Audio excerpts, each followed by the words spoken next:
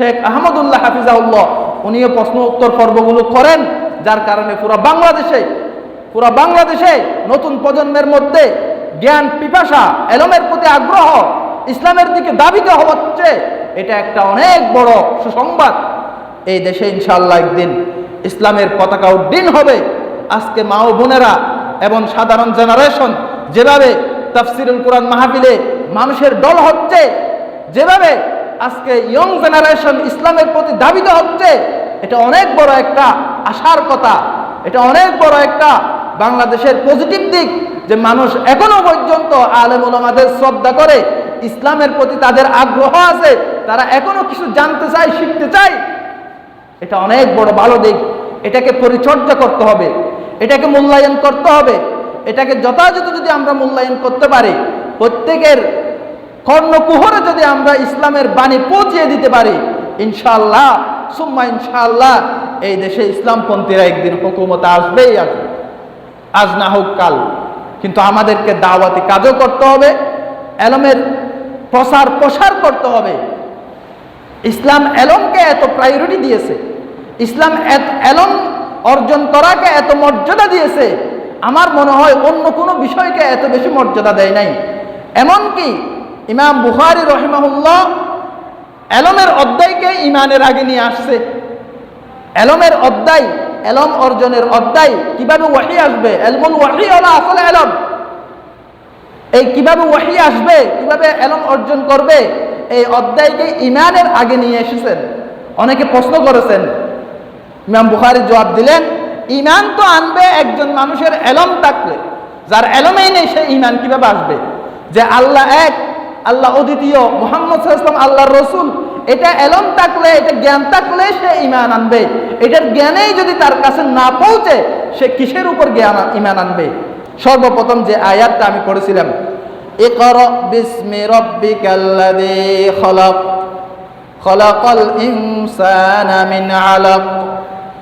কোরআনের সর্বপ্রথম ওয়াহি, সর্বপ্রথম বাণী জিবরাইলের মারফতে আল্লাহর রাসূলের কাছে গারে হেরার মধ্যে কোরআনের যে আয়াতটা সর্বপ্রথম নাজিল হয়েছে, ইকরা বিসমি রাব্বিকাল্লাযী খলাক, পড়ো তোমার প্রভুর নামে যিনি তোমাকে সৃষ্টি করেছেন। পড়ো, প্রথম বাণী ইসলামের। আর কি হতে পারে? ইসলাম ধর্ম যে শ্রেষ্ঠ ধর্ম, এটার সবচেয়ে বড় প্রমাণ হলো ইসলামের প্রথম বাণী হলো পড়ো, পড়ো তোমার প্রভুর নামে যিনি তোমাকে সৃষ্টি করেছেন। ওয়াহি নাজিলের অনেক লম্বা ঘটনা আছে, ওদিকে আমি বলবো না, জাস্ট এটা বলতে চাচ্ছি ইসলামের প্রথম বাণী হলো ইকরা বিসমি রাব্বিকাল্লাযী খলাক। এখন কি পড়বো আমি? প্রশ্ন হয়ে যাবে, কি পড়বো? এই ডায়লগটা তো সবাই লাগায়, এমনকি খ্রিস্টানেরা পর্যন্ত তাদের বিশ্ববিদ্যালয়ে এই ডায়লগটা, এই স্লোগানটা লিখে দিল, পড়ো তোমার প্রভুর নামে যিনি তোমাকে সৃষ্টি করেছে। এই ডায়লগটা সব জায়গায় লাগাই দিছে, পড়ো তোমার প্রভুর নামে যিনি তোমাকে সৃষ্টি করেছে। কিন্তু পড়বটা কি? কি পড়বো আমি? কি পড়বো? এটা তো জাস্ট একটা কথা, ইকরা বিসমি রাব্বিকাল্লাযী খলাক। কি পড়বো আমি? কি পড়তে হবে আমাকে? এটা ওদিকে আর ব্যাখ্যা করে না।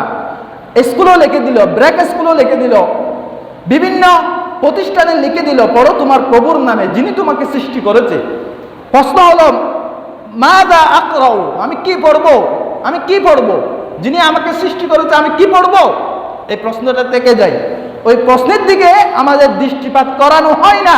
কারণ পড়ো তোমার প্রভুর নামে দিয়ে আমাদেরকে জাগতিক জ্ঞান পড়ানোর জন্য যেভাবে উৎসাহিত করা হয়, যে প্রভুর নামে পড়তে হয়েছে, যে প্রভু আমাদেরকে সৃষ্টি করেছে, সেই প্রভুকে চিনার জন্য, সেই প্রভুর কালাম কুরআনকে জানার জন্য আমাদের দৃষ্টিভঙ্গি ওদিকে নিয়ে যাওয়া হয় না। তাই আজকে আমি বলতে চাই, আমাদেরকে সর্বপ্রথম পড়তে হবে আল কুরআন। যিনি আমাকে সৃষ্টি করেছে তার নামে পড়তে হবে না, তার নামে তার গ্রন্থ আগে পড়তে হবে। আল্লাহ সুবহানাহু ওয়া তাআলা আমাদেরকে যে গ্রন্থ দিয়েছেন আল কুরআন, আল কুরআনকে সর্বপ্রথম ফার্স্ট লিস্টে রাখা হবে পড়ার জন্য। আপনি দেখেন জাগতিক জ্ঞান অনেক আছে, কিন্তু এখানে আল্লাহ আল্লাহ রসুলের কথা নেই। আপনি পদার্থ বিজ্ঞান, রসায়ন বিজ্ঞান, first paper, second paper, honours masters, economics অনেকগুলো পড়বেন, কোথাও আল্লাহর কথা ওখানে থাকবে না, পাবেন না। প্রাকৃতি নিয়ে গবেষণা করবে, সূর্য, মঙ্গল গ্রহ, এরকম মহাকাশ অনেক কিছু বলবে, মগর আল্লাহর কথা বলবে না। আরে বেটা, এই সূর্য কে সৃষ্টি করেছে? এই মঙ্গল গ্রহ কে সৃষ্টি করেছে? এগুলো ওদিকে দৃষ্টি যাবে না বিজ্ঞানীদের। শয়তান ওখানে তাদের মাথার মধ্যে প্রস্রাব করে দিছে, তাদের দৃষ্টি স্রষ্টার দিকে যাবে না, বলবে এগুলো প্রাকৃতিকগতভাবে আছে, প্রাকৃতি এটাকে সৃষ্টি করেছে বেড়া। এজন্য প্রথম আমাদেরকে পড়তে হবে ইকরা বিসমি রাব্বিকাল্লাযী খালাক, পড়ো তোমার প্রভুর নামে যিনি তোমাকে সৃষ্টি করেছে। কি পড়ব? আল কুরআন। আর রহমান আল্লামাল কুরআন।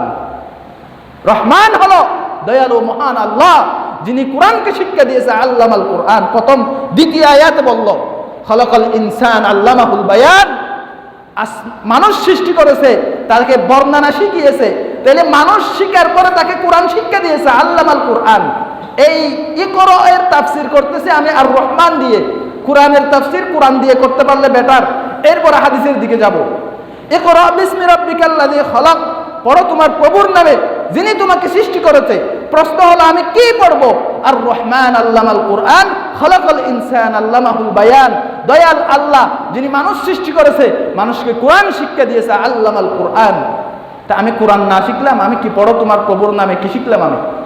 আমি কোরআনেই শিখি নাই। কয়জনের কোরআন শুদ্ধ আছে আমাকে বলেন তো, বুকা হাত দিয়ে। কয়জনের কোরআনের আয়াতগুলো বিশুদ্ধভাবে তেলাওয়াত করতে পারেন? কয়জন কোরআন খতম দিয়েছেন শুদ্ধ করে? বুকা হাত দিয়ে বলেন তো। কোরআন শুরু থেকে শেষ পর্যন্ত একবার খতম দিয়েছেন শুদ্ধভাবে, অশুদ্ধ নয়। কারণ অশুদ্ধ কোরআন পড়লে কোরআন আপনাকে আবার লানত দিবে।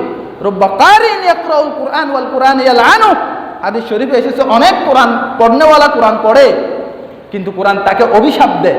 কেন? কোরআন অশুদ্ধ পড়ে। কেন? মানুষকে দেখানোর জন্য পড়ে। কেন? কোরআন পড়ে কোরআন মতো আমল করে না। এ ধরনের যারা কোরআন পড়ে তাদেরকে কোরআন অভিশাপ দেয়। শুদ্ধ করে পড়তে হবে, সওয়াবের নিয়তে পড়তে হবে, আল্লাহকে রাজি করার জন্য পড়তে হবে। আল্লাহ যে বলল ইকরা বিসমি রাব্বিকাল্লাযী খালাক, এই আয়াতের উপর আমল করার জন্য আমি কোরআন পড়তেছি। এই নিয়তে কয়জন কোরআন পড়লেন শেষ পর্যন্ত?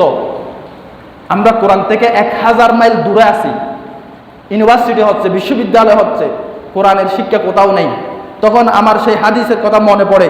রাসূল সাল্লাল্লাহু আলাইহি ওয়াসাল্লাম অনেক আফসোস করে বলেছিলেন, শেষ জামানায় এমন একটা জামানা আসবে যেটা শেষ জামানা, তখন ওয়ায়াকসুরু আল জাহলু, অজ্ঞতা বেড়ে যাবে, অজ্ঞতা বেড়ে যাবে। ওয়ায়ুরফাউল ইলমু, ইলম উঠিয়ে নেওয়া হবে, অজ্ঞতা বেড়ে যাবে। অনেক আফসোস করে আমার শেষ জামানায় কিয়ামতের আগে আগে ইলমকে উঠিয়ে নেওয়া হবে, ওয়ায়াকসুরু আল জাহলু, অজ্ঞতা বেড়ে যাবে। এই হাদিসকে যদি আপনি সামনে রাখেন, বর্তমান যুগকে যদি আপনি সামনে রাখেন, আমি একটা প্রশ্ন আপনাদের কাছে রাখতেছি। বর্তমানে ইলম বাড়তেছে, জ্ঞান বিজ্ঞান প্রযুক্তি বাড়তেছে, আর রাসূল বলতেছে ওয়ায়ারফাউল ইলমু, ইলম উঠিয়ে নেওয়া হবে। এখানে দুইটা হাদিসের মধ্যে বা দুইটি পরিস্থিতির মধ্যে তাতবিক কি হতে পারে, সমাধান কি হতে পারে? আমি তো দেখতেছি ইউনিভার্সিটি বাড়তেছে। আগে অশিক্ষিত বেশি ছিল, এখন ঘরে ঘরে অনার্স মাস্টার্স ঘুরতেছে। আগে আমাদের মারা কোনো মতে ক্লাস 5-6 পড়ছে, এখন এমন কোনো মেয়ে নেই যে অনার্স মাস্টার্স করে নাই। প্রতিটি ঘরে ঘরে অনার্স মাস্টার্স ডিগ্রিওয়ালা মেয়ে ঘরে ঘরে আছে। আমাদের দাদারা এত পড়া পড়ে নাই, আমাদের বাবারা এত পড়া পড়ে নাই, কেউ ক্লাস 5 কেউ ক্লাস 6, কিন্তু এখনের প্রতিটি ঘরে অনার্স মাস্টার্স পড়ুয়া অ্যাভেলেবেল আছে। প্রতিটি গলিয়ে গলিয়ে কেজি স্কুল আছে, প্রতিটি গ্রামে গ্রামে কলেজ হয়ে গেছে, মতলব কলেজ গ্রামের ভিতর হয়ে গেছে, ইউনিভার্সিটি হবে সামনে। অনার্স মাস্টার্স হচ্ছে, এগুলো অনার্স মাস্টার্স ছিল না। Satkania college honours masters, Bandarban college honours masters হয়ে গেছে। তাহলে রাসূল বলতেছে ওয়ায়ারফাউল ইলমু, বর্তমান পরিস্থিতি দেখতেছি ইউনিভার্সিটি বাড়তেছে, শিক্ষিত বাড়তেছে, বরঞ্চ আগেকার যেভাবে অশিক্ষিত মানুষ ছিল তার চেয়ে 1000 গুণ মানুষ শিক্ষিত হচ্ছে। তাইলে দুই হাদিসের মধ্যে বা দুই পরিস্থিতির মধ্যে সমাধান কি? আপনারা গবেষণা করে বলবেন সমাধান কি? রাসূল বলতেছে ওয়ায়ারফাউল ইলমু, কিয়ামতের আগে আগে ইলম উঠে যাবে। আর আমি দেখতেছি জ্ঞান বিজ্ঞান বাড়তেছে, ইউনিভার্সিটি বাড়তেছে, কলেজ বাড়তেছে। রাসূল সাল্লাল্লাহু আলাইহি ওয়াসাল্লাম আরো বললেন, এমনকি ইলম উঠে যাওয়ার ফলে মানুষ ভালো আলেম পাবে না, জাহেলদেরকে তাদের সরদার বানাবে, তাদের কাছে প্রশ্ন করবে, তারা ফতুয়া দিবে, নিজেও গুমরা হবে, জাতিকেও গুমরা করবে। এটা রাসূলের স্পষ্ট হাদিস, বুখারী মুসলিমের হাদিস, যে এমন অবস্থা সৃষ্টি হবে যে মানুষ সবাই জাহেলদেরকে, অজ্ঞদেরকে নেতা বানাবে, আলেম থাকবে না, সত্যিকারের আলেম যারা থাকবে অধিকাংশ জাহেল, তাদেরকে নেতা বানাবে, তাদের কাছ থেকে জিজ্ঞেস করবে, তারা ফতোয়া দিবে, নিজেও গুমরা হবে, জাতিকেও গুমরা করবে। সেই পরিস্থিতি কিয়ামতের আগে আগে বাড়তে থাকবে। আর আমরা দেখতেছি ইউনিভার্সিটি বাড়তেছে, স্কুল বাড়তেছে, কলেজ বাড়তেছে। তাইলে এই দুই পরিস্থিতির মধ্যে মূল সমাধানটা কোথায়? মূল সমাধানটা হলো, আমি বলে দিচ্ছি, মূল সমাধান হলো রাসূল সাল্লাল্লাহু আলাইহি ওয়াসাল্লাম যেটা বলছে, ওয়ায়ুরফাউল ইলম, ইলম উঠিয়ে যাবে। আমরা দেখতেছি বিশ্ববিদ্যালয় বাড়তেছে, তার মানে যেই ইলমের কথা বলা হয়েছে সেই ইলম বাড়তেছে না, যেই ইলমের কথা বলা হয় নাই সেই ইলম বাড়তেছে। রাসূল সাল্লাল্লাহু আলাইহি ওয়াসাল্লাম যে ইলমের কথা বলেছেন সেই ইলম দ্বারা আল্লাহর পরিচয় জানা যাবে, সেই ইলম দ্বারা আল্লাহর কালাম শিখা যাবে। ওই যে ইকরা বিসমি রাব্বিকাল্লাযী খলাক, যেখানে বলছি আল্লাহর নামে পড়তে হবে, আল্লাহর কালামকে। আল্লাহর কালাম পড়নেওয়ালা প্রতিষ্ঠান নাই। ইউনিভার্সিটি আছে, কলেজ আছে, বিশ্ববিদ্যালয় আছে। এমনকি আমার অনেক আফসোস লাগে, বলতেছি কথাগুলো, কেউ কষ্ট নেবেন না, এটা আফসোস থেকে বলতেছি। মাদ্রাসায় আমরা দাখিল আলিমের স্টুডেন্টকে পড়িয়েছি, দাখিলের স্টুডেন্ট, আলিমের স্টুডেন্ট কোরআন পড়তে পারে না, দেখে দেখে কোরআন পড়তে পারে না। মাদ্রাসা পড়ুয়া, আফসোস। আমি কিছুদিন আগে সাতকানিয়া আলিয়া মাদ্রাসায় আরবি প্রভাষক হিসাবে ছিলাম, খণ্ডকালীন গেস্ট টিচার হিসাবে। অনেক মাদ্রাসায় আমি দাখিল আলিমের স্টুডেন্ট পড়িয়েছি। কোরআনের একটা পৃষ্ঠা বলি দেখে দেখে পড়ো, পারে না। হয় আমরা তো কোরআন রিডিং পড়া, এটা পরীক্ষায় আসবে না। পরীক্ষা কি আসবে? পরীক্ষা আসবে মাক্কি সূরা কয়টি, মাদানী সূরা কয়টি, এই এতটুকু শিখছি। পরীক্ষা আসবে পদার্থ বিজ্ঞান, রসায়ন বিজ্ঞান, পরীক্ষা আসবে Quran, English first paper, second paper, পরীক্ষা আসবে বাংলা প্রথম পত্র, দ্বিতীয় পত্র, পরীক্ষা আসবে সামাজিক বিজ্ঞান, চারুকলা, সামাজিক বিজ্ঞান, এরপরে নাচ গান, নাট্য, এভাবে কিভাবে ভাত রান্না করতে হয়, কিভাবে ডেকসি মাছতে হয়, এগুলো পরীক্ষা আসবে। আমরা এগুলো শিখি। কোরআন রিডিং পড়া এটা পরীক্ষা আসবে না, এটা আমরা শিখি না। এবার দেখেন কোথায় চলে গেছে। ও জামানা মে মুআজ্জাজতে মুসলমান হোকর আওরে তুম খারে হোয়ে তারেকে কুরআন হোকর। সেই জামানায় মানুষ পুরা পৃথিবী শাসন করেছে মুসলমান, কোরআনকে বুকে ধারণ করে। এই জামানায় যেখানে এখানে মুসলমান মার খাচ্ছে, তারেকে কুরআন হোকর, কোরআনকে আমরা অনেক দূরে ছুড়ে মারলাম। কোরআন আমাদের সামনে নেই, কোরআন আমাদের পিছনে। আমরা এমনি গজল গাই, কোরআনের গজল গাই, কিন্তু কোরআন শিখতে আমরা রাজি নই। কোরআনের প্র্যাকটিক্যালি তেলাওয়াত করতে আমাদের সময় নাই, অনেক কোরআনের গজল গাই। এতটুকু গজল দিয়ে আপনি যথেষ্ট নয়, যতক্ষণ কোরআন আপনি শিখবেন না, কোরআনের তেলাওয়াতকে আম করবেন না। বাংলাদেশের প্রতিটি বিশ্ববিদ্যালয়, স্কুলে প্রত্যেকটা ছাত্রের জন্য কোরআন শিক্ষাকে আবশ্যক করবেন না, ততদিন আসল শিক্ষা থেকে আপনি 1000 কিলোমিটার দূরে আছেন। ওয়ারফাউল ইলমু, ইলম উঠে যাবে, বিশ্ববিদ্যালয় হবে। ওয়ারফাউল ইলমু, ইলম উঠে যাবে, কলেজ হবে। ওয়ারফাউল ইলমু, ইলম উঠে যাবে, গলিতে গলিতে কেজি স্কুল হবে। ওয়ারফাউল ইলমু, ইলম উঠে যাবে, অসংখ্য মাদ্রাসা হবে, কোরআন পড়নেওয়ালা কেউ থাকবে না। এটা অনেক বড় আফসোসের বিষয়। তাই দুস্থ বুজুর্গ, কথা খুব সংক্ষিপ্ত, আমাদেরকে সর্বপ্রথম ইলমের জন্য কোরআনকে প্রায়োরিটি দিতে হবে। কোরআনের তেলাওয়াত, হালকায়ে কোরআন।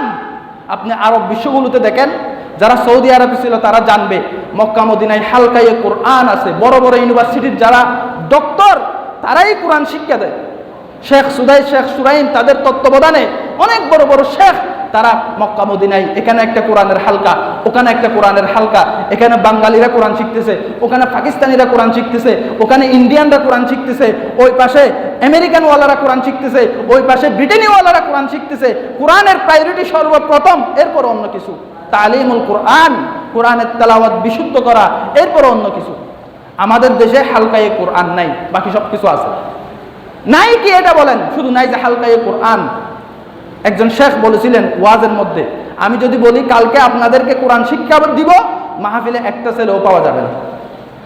কালকে যদি আমি আপনাদেরকে কোরআন শিখাবো, 10টা সূরা, নামাজ পড়ার সূরাগুলো শিখাবো, মাহফিলে আমি কসম করে বলতেছি একটা ছেলেও পাওয়া যাবে না। এমনি মাহফিল বললে অসংখ্য মানুষ 2 দিন আগে থেকে লাইন ধরবে। তা আমরা কোথায় আছি? 1000 কিলোমিটার দূরে আছি কোরআনের শিক্ষা থেকে। ওয়ায়ুরফাউল ইলমু, ইলম উঠে যাবে। রাসূলের হাদিস কখনো মিথ্যা হতে পারে না। ইউনিভার্সিটি বাড়বে, আলেম উলামা বাড়বে, মসজিদ মাদ্রাসা বাড়বে, ওয়ায়ুরফাউল ইলমু, ইলম উঠে যাবে। সেই এলম, যে এলম হলো কোরআনের এলম, সেই এলম, যে এলম মানুষকে আল্লাহর সাথে সম্পর্ক করাই দেয়, যে এলম মানুষকে পরকালের কথা স্মরণ করিয়ে দেয়, সেই এলম উঠে যাবে। আর যে এলম লোক দেখানো, যে এলম বিভিন্ন রকমের দুনিয়াকে ডেভেলপ করে, সেই এলম দিন দিন বৃদ্ধি পাবে। সেই এলমের কথা রাসূল বলে নাই। রাসূল বলছে কিয়ামতের আগে এলম উঠে যাবে। সত্যিকারের এলম, যেটা সাহাবীদের মধ্যে ছিল, যেটা তাবিঈদের মধ্যে ছিল, যেটা সালফে সালিহিনের মধ্যে ছিল, যেটা ইমাম বুখারী, ইমাম আবু হানিফা, ইমাম ইবনে তিরমিজি, ইমাম শাফি, তাদের অন্তরে যে এলম ছিল, সেই এলম দিনে দিনে উঠে যাবে। বাকি যেটা থাকবে, ইসলামের শুধু নাম থাকবে, কোরআনের শুধু তেলাওয়াত থাকবে অনেক জায়গায়, কিন্তু কোরআনের উপর আমল থাকবে না, এটাও এলম উঠে যাবে। কোরআনের তেলাওয়াত আছে, প্রতিযোগিতা আছে, হাজার হাজার দর্শকের মধ্যে কোটি কোটি টাকা কোরআন প্রতিযোগিতা করে ফার্স্ট ক্লাস হচ্ছে, বাংলাদেশেই হচ্ছে, পুরা বিশ্বের মধ্যে কোরআনের তেলাওয়াতে ফার্স্ট হয়ে যাচ্ছে। কিন্তু সেই কোরআনের উপর কি আমল আছে? সেই কোরআনের উপর কোরআনের আইন শাসন কায়েম করার কি জজবা আছে? নাই। ওই যেখানে টাকা আছে সেখানে মানুষ আছে। আখিরাতের জন্য যে এলম শিখতে হবে, আল্লাহকে রাজি করার জন্য যে এলম শিখতে হবে, যেহেতু হাফেজ হতে পারলে, ফার্স্ট হতে পারলে কোটি টাকার প্রাইজ মানি থাকবে, মিছিল হবে, তাকে নিয়ে বাংলাদেশে শোডাউন হবে, সবাই সেদিকে যাচ্ছে। কিন্তু কোরআনটা যদি অর্থ শিখি, এটার উপর আমল করি, শোডাউন হবে না, বাংলাদেশে ফেমাস হবে না, সেদিকে মেহনত আমাদের নাই। ওয়ায়ুরফাউল ইলমু, এলম উঠে যাবে, বাকি সব কিছু থাকবে। তাই সময় স্বল্প, আমি এতটুকুই আজকে বলতে চাচ্ছি, আমাদেরকে কোরআনের এলমকে বাধ্যতামূলক করতে হবে, নিজের জন্য, নিজের পরিবারের জন্য। যেখান থেকে পারেন, আপনি কোথায় শিখবেন আমি জানি না, আপনি প্রতিদিন কোরআনের কিছু তেলাওয়াত করেন, অন্তত ফার্স্ট নামাজের পরে ফার্স্টে বড় বড় সূরা তেলাওয়াত করেন, ফজরের পরে সূরা ইয়াসিন পড়েন, জোহরের পরে সূরা আর রহমান পড়েন, আসরের পরে সূরা নাবা পড়েন, মাগরিবের পরে সূরা ওয়াকিয়া পড়েন, এশার পরে সূরা মুলুক পড়েন। হাদিস শরীফে এসেছে যে বান্দা রাত্রে সূরা মুলুক তেলাওয়াত করবে, কবরের আযাব তার থেকে উঠিয়ে নেওয়া হবে।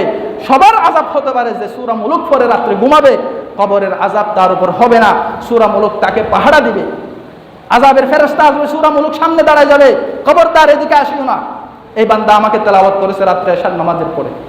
তখন আযাবের ফেরেশতা ফালাই যাবে। তা আমরা কি সেই তেলাওয়াতে আসি? আমাদের জেনারেশন কি সেই তেলাওয়াতে আছে?